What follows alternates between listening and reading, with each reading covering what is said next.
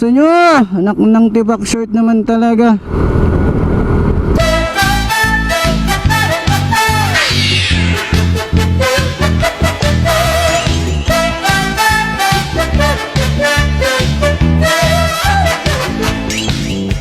Anyangay mga tol.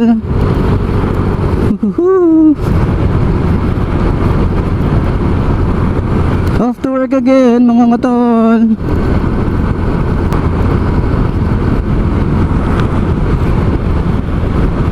Same route, same road. Different day, different time. Check natin kung anong ganap, kung anong pangyayari sa ating kalsada ngayong araw na ito mga tol. Yan. This is my first vlog. Yan o mga tol. Wala talaga akong balak mag-vlog mga tol. For security purpose lang sana to ang ating sports camera, which is GoPro 3. Yan. Nabili ko siya online kay Miss Nicole Sanchez. Yan. Ipopost ko yung kanyang profile. Legit siya, legit seller sa Facebook Market. Yan, kung saan saang group page ako naghanap ng GoPro mga tol. Yan. Na-review ko naman na siya. Okay siya mga tol. At first nag-aalangan akong bumili sa Facebook Market or nang walang meet up mga tol. Kasi taga Bataan pa ako, and then si Ma'am Nicole is taga Manila. So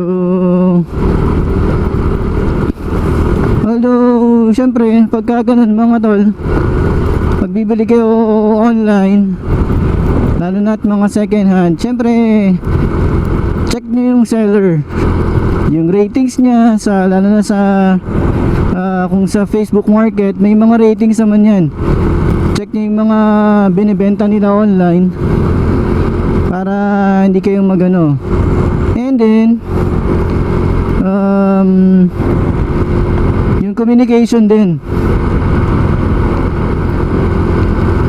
syempre mahalaga ang pera sa panahon ngayon mga tol, lalo na ngayong pandemic. Iniisip natin kung need ba natin itong GoPro. Papasalamat pa rin ako talaga kahit sagot ko yung shipping fee. Worth it yung binili ko sa kanya mga tol. Ayun nga,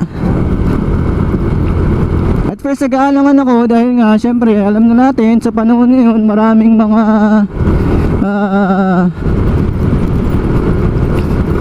kung may bogus buyer, syempre meron ding mga bogus sellers, diba? Pero si Ma'am Nicole Sanchez legit na legit mga tol. Yan. If ever man, marami pa siyang binibentang mga items online sa Facebook Market, mga nakapost sa ano niya.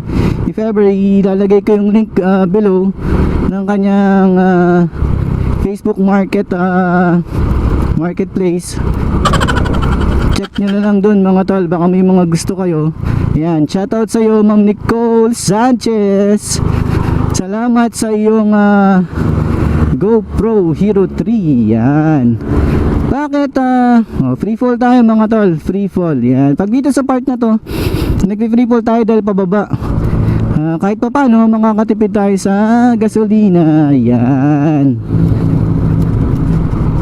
Yan, break nga lang tayo. Okay. Di ko alam mga tol kung may side effect ba to sa motor o sa sasakyan.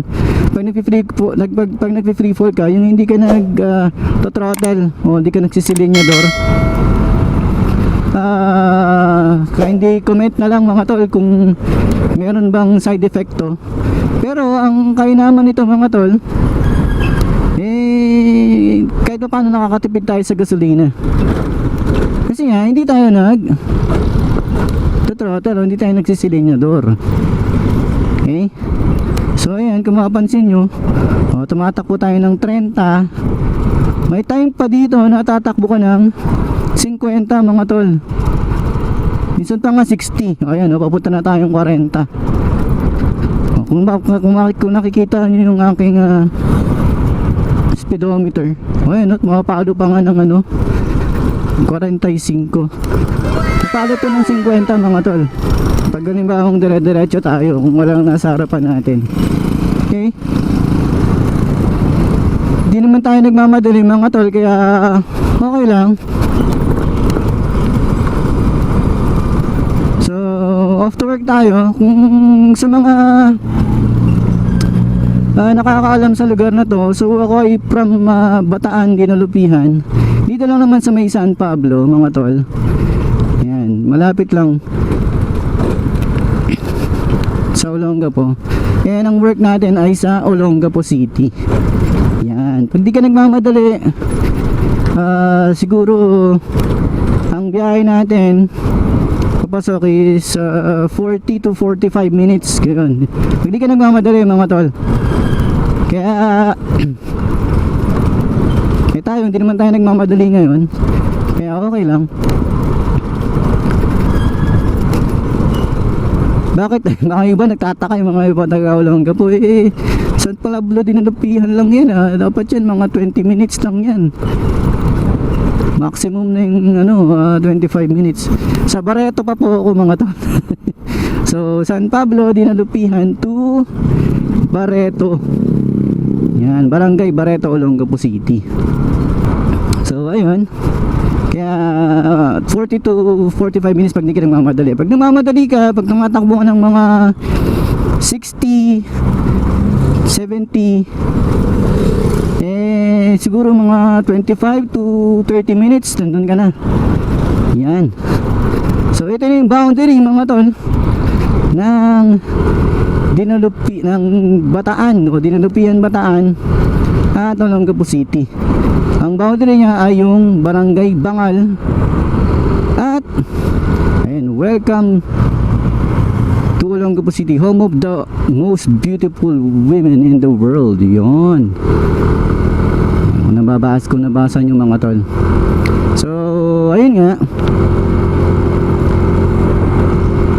ang boundary niya ay yung New Cabalan at Bangal. So New Cabalan is part ng Olongapo City, and then Bangal is part of Bataan, Dinalupihan. Yan, baka nagkakamali kasi yung iba kasi nga kala nila yung iba kasi dito merong Bangal Elementary School, Olongapo City. Ayan, kaya medyo ayan, may checkpoint dito mga tol. So I hope hindi sila ganun kahigpit mga tol, kaya yun, check naman sila. May time talaga na mahigpit sila mga tol. So pero pagka ganyan, pag may mga checkpoint mga tol, slow down lang tayo, ay magmamadali. Yan, saan ba tayo? Yan, yun nga, for security purpose lang sana tong ating GoPro. Actually meron akong naunang sports camera na 1080 daw. Malinaw naman siya mga tol, pero iba ang GoPro talaga mga tol kaysa sa yung mga regular na sports cam. Pero di pa ako nakakapag-try ng mga iba pang sports cam. So ayan, mainam din kasi mga tol na meron tayong security camera sa pagdadrive natin, lalo na at lagi natin tong jeep. Lagi ang sinisisi nila ay mga nagmumotor mga tol. Lagi daw tayong kamote drivers yung mga nagmumotor. Hindi naman po lahat mga tol, no. Meron lang talagang mangilan-ngilan na talagang hindi naman natin sila masisisi. Siyempre may iba't ibang dahilan sila mga tol kung bakit minsan hindi na sinusunod yung mga road lines o road lanes and mga road signs. Okay, pero dapat talaga mga tol, sa ibang bansa nga, di ba? Pagka bigla-bigla na lang merong sa'yo, nasa likod mo na enforcer.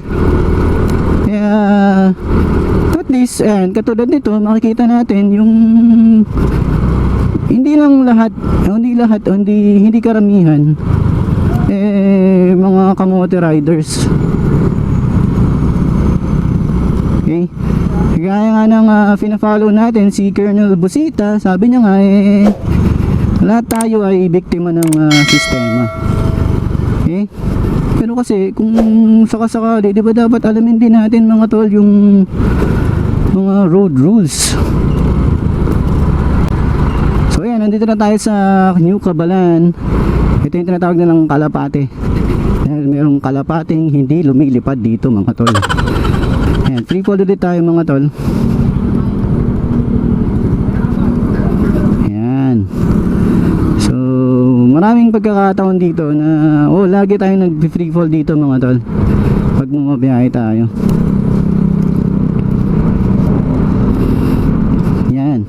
So saan na ba tayo? Lumis na tayo sa topic natin mga tol. Yun nga, basta shoutout ulit kay Ma'am Nicole Sanchez. Check nyo na lang yung kanyang Facebook marketplace. Doon sa marketplace yung mga ibang pa niyang mga binibenta. Yan. So second hand lang natin nabili yung ating GoPro Hero 3 Plus. Yan. Kasi di natin kaya ng brand new. Tsaka may brand new pa ba nito mga tol? Wala na yata. So yan, pass by lang tayo kay kuya. May nagmamadali sa likod natin. So bakit Hero 3 Plus? Sa akin tingin ko tipid to sa battery mga tol, dahil nga wala siyang nakukonsume na iba kundi yung pagka-recording lang. Hindi ganun makakapag-consume ng battery. So yan, and then yung ating chin mount nabili natin sa Shopee. So ngayon nilagay natin yung ating GoPro sa ating chin ng ating helmet, ng ating full face helmet. Ang aking full face helmet ay di po ito sponsored mga tol, pero discounted ko siyang nabili sa SM Olongapo City. Yung aking helmet na Recon 2. Discounted ko nga ba na alam ko discounted ko na. Ay hindi yata. Yung pala yun, yung Vector. Yung unang helmet ko na Spider na Vector, yun ang discounted kong nabili. Okay, so ayan. Then yung regular case o case mount ng GoPro Hero 3 sa Shopee ko din binili. And then itong mic, yun nga, kakadating lang kahapon ng mic. Yung una kong biniling mic na merong adapter hindi sumukat o hindi gumagana mga tol. Kaya kasi yung sama-sama kong binili sa isang store sa Shopee, yung chin mount, yung GoPro Hero na case, at saka yung adapter, at saka yung mic, sabay-sabay kong binili sa isang store lang. Okay naman yung chin mount, at saka yung GoPro Hero case. para isang shipping lang, tipid sa shipping fee. So all in all, nabili ko lang siya ng 320. Pero itong gamit kong mic ngayon, sa different store ko na i-send ko din yung link below para sa mga may GoPro Hero 3 na gustong mag-mic. Ngayon din kasi may mic yung ating security camera para at least mas naririnig. Mabagay kahit naman wala nang mic tong GoPro, okay siya, pero mas clear pag halimbawa meron tayong mic mga tol. And ayun nga, so imbis security purpose lang siya, sabi ko mag vlog na tayo dahil nanonood din tayo mga moto vlog. Ayan, sa mga later natin mga tol, siguro sa mga susunod na vlogs natin feature natin yung mga moto vloggers and ano man tawag doon sa mga regular, yung mga vlogs, yung mga regular vlogs lang, yung mga daily nila, basta vlog, yung mga nagvo-vlog, i-feature natin kung sino yung mga naka-influence sa atin mag moto vlog o mag vlog mga tol. Yan. Ngayon kung sakasakali, kindly support, sabi nga sa mga vloggers, sa mga local support local vloggers mga tol. Siguro ang magiging content nga natin sa ating vlog yung mga daily rides natin sa tuwing papasok tayo, then road observation tayo mga tol. Yun may pass.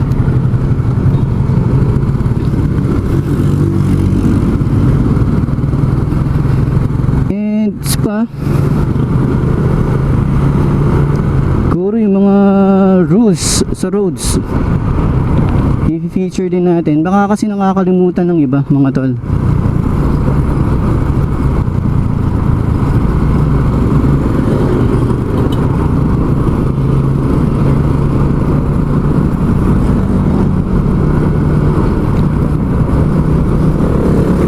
Then siguro travel yan.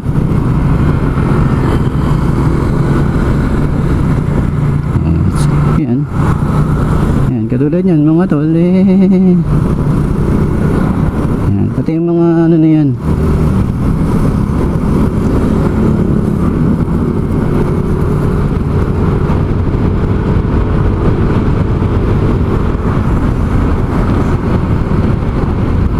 So yun nga, so I hope subscribe nyo po itong channel ko.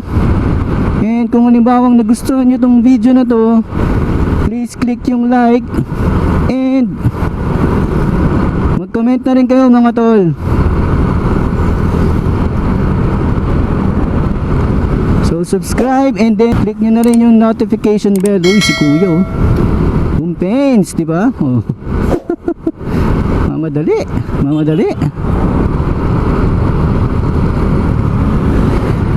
Yan ang sinasabi ko mga tol.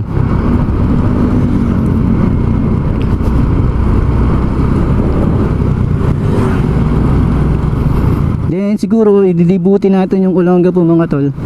Nililibot ko kayo sa buong Olongapo sa mga next vlogs natin mga tol. Sa mga gustong pumunta dito sa Olongapo City, which is ayan, dito nga po ako pinanganak mga tol.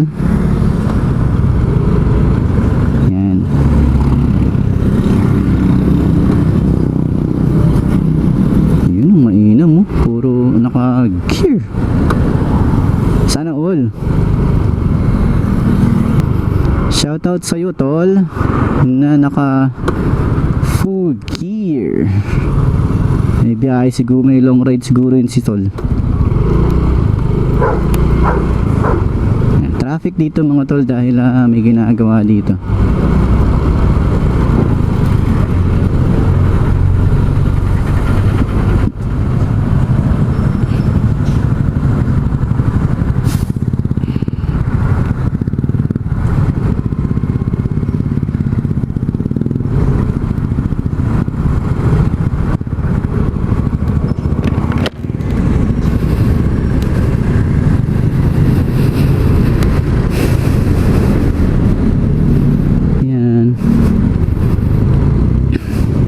dito talaga sa part na to ng Olongapo City. By the way, nasa Olongapo proper na tayo mga tol.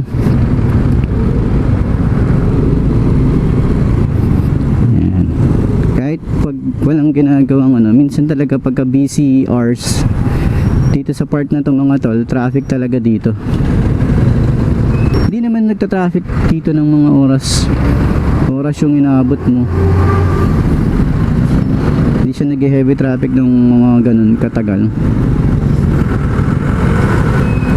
Konti lang mga tol.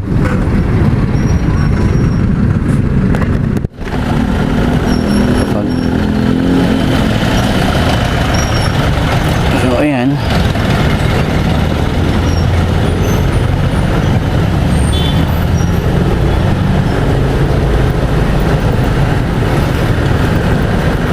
So nasa halfway na tayo mga tol. Kalahati na ng biyahe natin mga tol.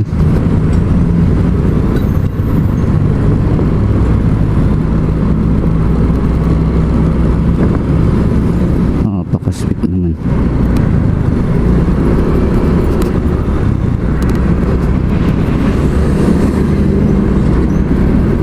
Nakakatuwa. Mga ganyang napaka-sweet.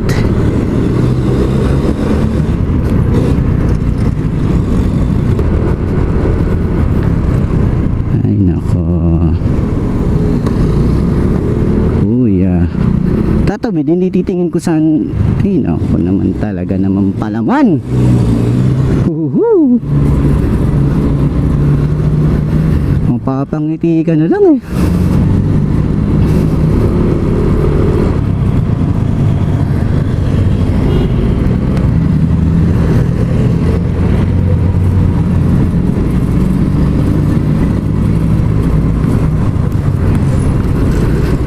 Ayan.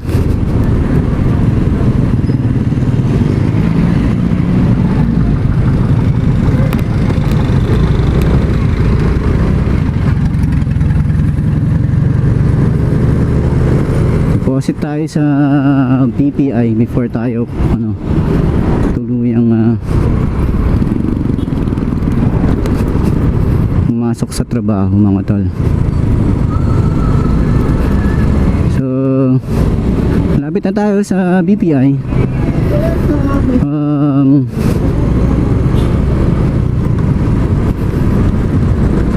Mamaya ulit. So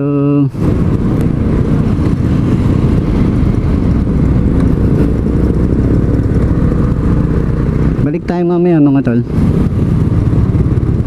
See you later. Ay, may nakaharang. Kasya ba tayo dito mga tol? Kasya. Ah.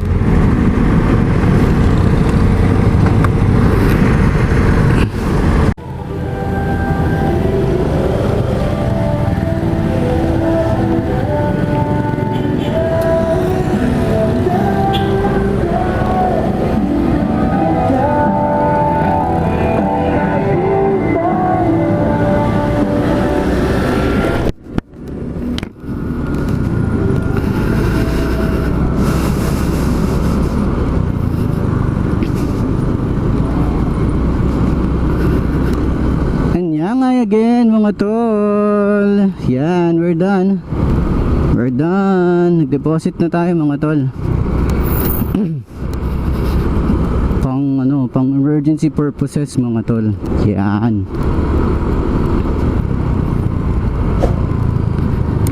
Yan. We're off to ay sorry, naka-ano pala ako, naka-signal light pa pala ako.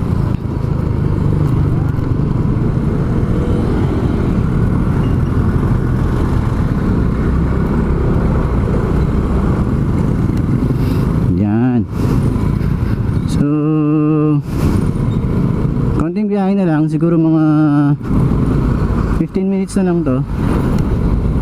10 to 15 minutes. Yan, ito yung Kalaklan Bridge mga mga tol. Medyo ginagawa siya kaya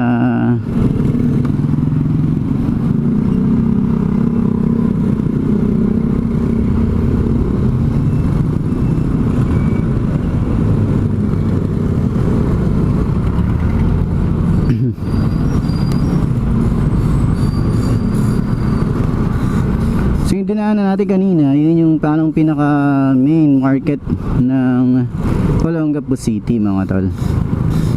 Yan. Ito ngayon dinadaanan natin, this is Barangay Kalaklan. Medyo mahaba-haba itong barangay na ito mga tol.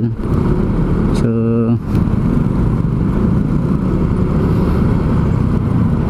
alas karamihan dito is along the National Road mga tol.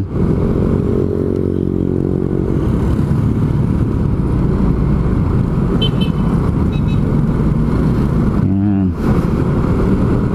Sabi nga, patience is virtue.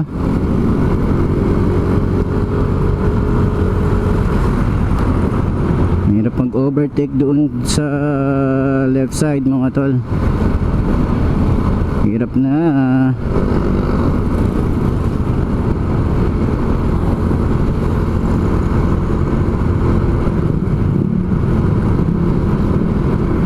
Ngayon kung naisip nyo mga tol, baka late na ako. Hindi ba naman mga tol? It's up to us kung gre-report kami sa work or hindi naman it's up to us. Choice ko lang din na mag-report sa trabaho para at least mas makapag trabahong mainam. Okay. Nga pala, ang ating kung papansin nyo, ang ating motor ay Yamaha MIUI 125.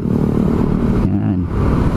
Matte blue ang kanyang kulay at ang kanyang pangalan ay, kung mapapansin nyo based sa intro, alam nyo na, pangalan niya ay Blue Hawk. Yan.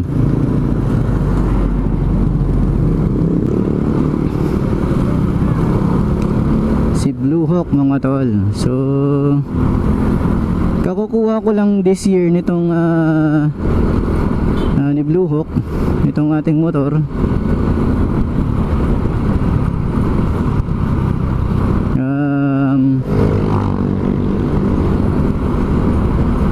Blessing in disguise kasi nga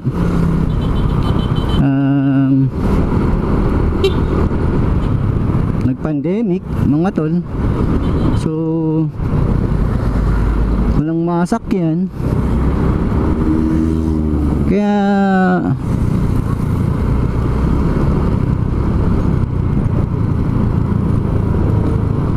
napaganda yung pagkuha natin ng motor mga tol. Although mahirap talaga mag grocery pag single lang ang gamit mo, tipid pa rin.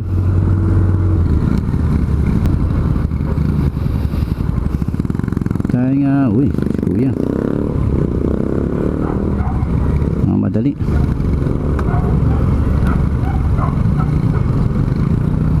Kasi nung pandemic mga tol, ang balita sa lugar namin, from dun sa aming lugar hanggang sa palengke ng Dinalupihan mga tol, pag nag-arkela ka ng tricycle, yung kasagsagan ng ECQ mga tol biruhin mo, sisinginin ka ng 300, 400, 500, diba?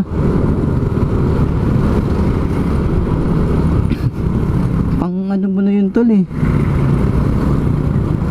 pandagdag mo na sa grocery mo yun tol.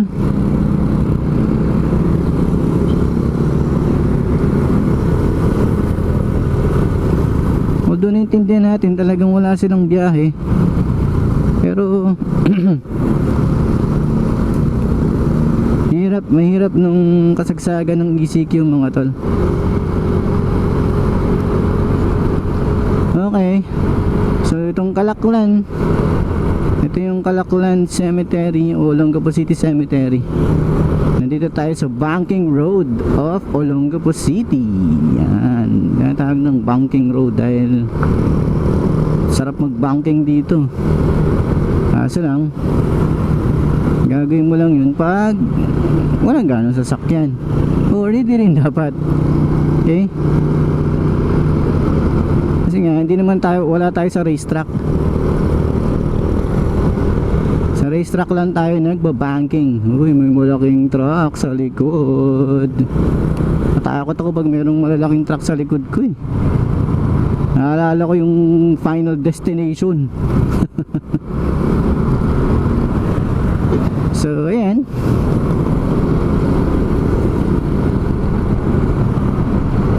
Kahit pa paano sa vlog kong to, na-tour ko kayo ng konti dito sa Olongapo City. Yan, bakit Olongapo City ang gusto kong i-feature sa mga susunod na vlogs ko? Kagaya ng sabi ko, dito sa Olongapo City ako pinanganak. So, maganda ang memories namin o memories ko dito sa Olongapo City. Magbirin nyo nga, di ba? Parang kayo talaga kung paalisin dito sa Olongapo City dahil sa Bataan na ako nakatira. Tapos dito pa ako sa Olongapo City nagtatrabaho. Okay? So ayan, kung makapansin nyo, sarap ng hangin, lamig. It's Vermonts na talaga. Ayoko talaga ng may malaking sasakyan sa likod ko.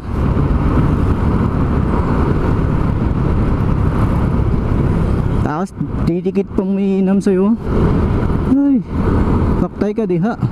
Anak ka ng tipak short.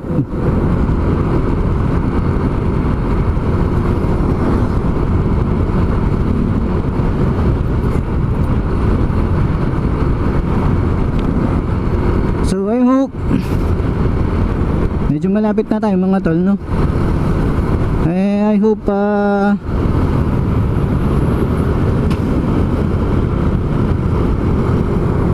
gusto nyo tong aking mixing video.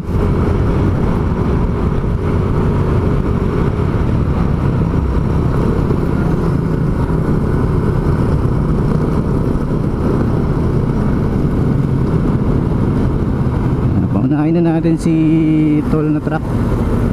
Hirap nakipagpunahan dyan, baka boom pains tayo dyan. Ay, talagang paunahin eh.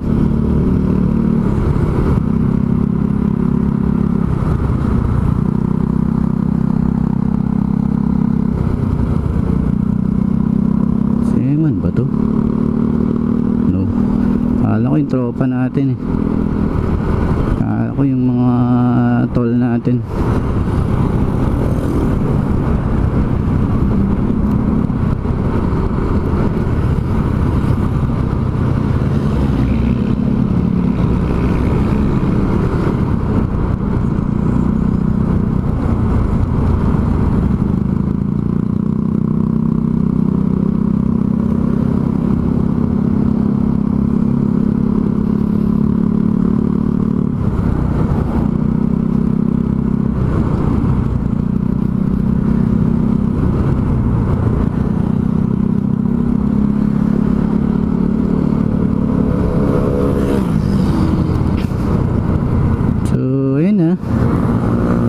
Tahimik na ako mga tol.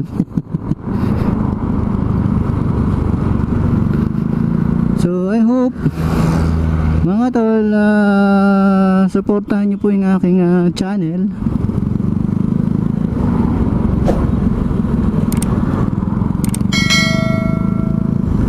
So ayan. So this is also still a part of Olongapo City. Sa mga hindi taga dito sa Olongapo or mga bago dito sa Olongapo mga tol, mga bago kayo, joke lang. This is, ayan, dito tayo sa Barreto mga tol. So yung part na yon, yung mga ano, yung bago magtulay mga tol, nakita ninyo. Still Kalaklan yun mga tol. So ito, after ng tulay, this is Barreto, Olongapo City. Barangay Barreto, Olongapo City. Isang malaking barangay din to mga tol, sa Olongapo City. May mga beach and resorts dito mga tol, na pwede nyong magaganda yung mga beach dito and resorts mga tol. So dito tayo nag-work. So medyo malapit-lapit na tayo. So siguro dito nga tatapusin yung aking vlog for today. My first vlog. Okay mga tol, goodbye, see you on the next vlogs mga tol.